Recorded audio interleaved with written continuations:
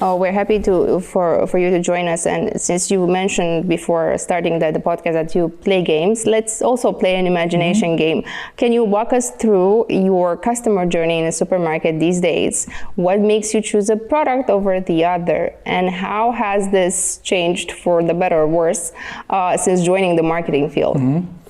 Actually, this is very core to our business. So this actually is the kind of the root of our idea and product, because what I've noticed by actually spending countless hours in supermarkets and other types of stores, I got the chance to actually watch the shoppers' behavior and what they are doing, and I kind of drawn my own conclusions. I'm not sure if everybody agrees with me, but I think the most important part of choosing a product is actually to make that product visible. So that's number one. And typically, guy from the marketing, from some of the brands, they are investing a lot in the brand, in the packaging. Also, the price plays, of course, a big role. But all this comes to nothing if the product is not visible. It's basically. And when you are actually going into a supermarket, you are blind to most products simply because you are mostly on autopilot mode. So you actually don't you have your own thought process, so you don't really pay that much attention. Usually, you have a mental list or a written list, and you try to kind of follow it. But outside of that, there are in a supermarket tens of thousands of products, right? So it's very hard to actually pay attention. And also, you are actually walking, you're not sitting. So you literally don't have the attention span, the ability to see every product. So basically every product that is not seen, it's a missed opportunity.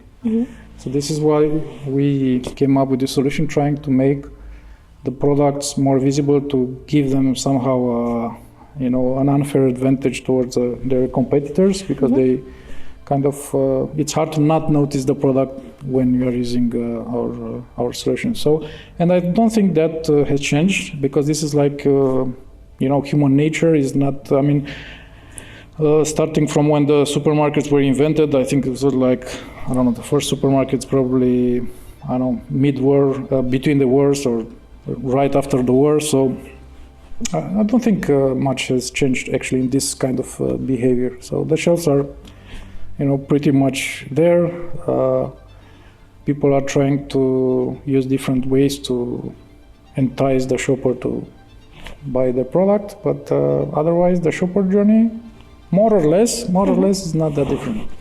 Thank you. I understood the entrepreneur journey, but I definitely want to tap into your journey. What's the last thing that you went in a supermarket and bought, and why did you pick that product over another one? Was it the color? Was it maybe it's a bias? You in the middle is the most high-end product, and on top is expensive, lower, cheaper. Let me think. Actually, it's a good question, sorry. Actually, last time I was in a supermarket, I had a very specific list because I was very much in a hurry. So I was missing a couple of things, and I went kind of straight to the point and then got out. So it wasn't maybe the typical shopper journey, but yeah, so... Was it? Yes, okay.